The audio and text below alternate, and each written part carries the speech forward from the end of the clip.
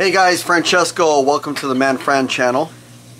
I wanted to do a quick video or reshoot of the Barr Chisel video. I did a video that I posted a few days ago, but I wasn't really happy with the quality on how it zoomed in on the chisels, so I got a new camera to hopefully start doing more videos about tools and whatnot, what I'm using for my Montana cabin build. And the first one is going to be the Barr Framing Chisels. So let me show you the first one that I have, that I've slowly built my collection over a few years from Barr is the little guy, the 1-inch framing chisel. It is absolutely fantastic. Check that out. That should be a better right there. Should show you better the quality. There's the handle. Sorry guys, I'm trying to figure out the zoom. Look, there it is. It is a fantastic chisel. The 1-inch to me is just a dream for fine detail work on not only the tenons, but I think more on the mortise. Okay. And we're going to get to another chisel that I really like from Barr for mortises. But the 1-inch is an absolute dream to work with. I haven't used it too much, but I know I will be using it a lot more in the future. So there it is, the 1-inch. It kind of gives you, oops, turn my hand here, kind of a size comparison here next to my fingers. All right, you can see the hardened steel on the back.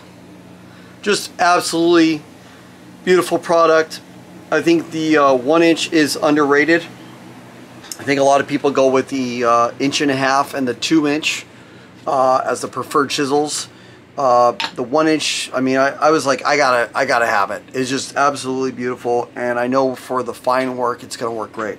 So above the 1-inch would be, as I mentioned, the 1.5 inch. This was my first chisel. If you could only have one, I would recommend, well, I recommend you go with what you like, okay? What you need. Are your mortises going to be 1.5 inch wide, or are they going to be 2-inch?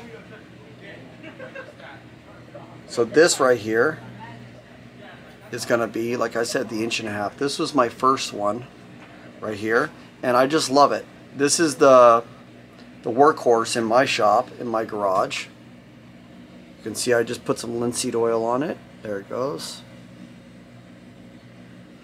And I just love it. The 1.5 inch, when I reach for a chisel, the 1.5 inch is the one that I'm going to go for. That's just personal preference, but some guys like the 2-inch, some guys like the 1.5 inch. I prefer the 1.5 inch. It's just, it's more narrow, slightly more narrow. Obviously by a 1/2 inch, and it just, I don't know, it feels right. The 2-inch is fantastic. It's a little wide, and it feels much heavier to me. Okay, this is the 2-inch. Okay, so you can kind of see, I don't know if I can put them together. That's kind of, let me see here, line it up perfectly. There's the edge. Okay, now you can see the bottom. I figured I'd rather do a thorough video as much as possible. Now this is not a demo. I'm not going to cut a tenon or anything like that, but this kind of gives you an idea. And you know, like Barr says, you know, just keep that back when you're sharpening. Just focus on getting a nice flat bottom. Okay, the bottom, because if you have a nice bevel, it means nothing if you don't have a flat bottom. Okay, so I really try to kind of take that to heart with the diamond stone.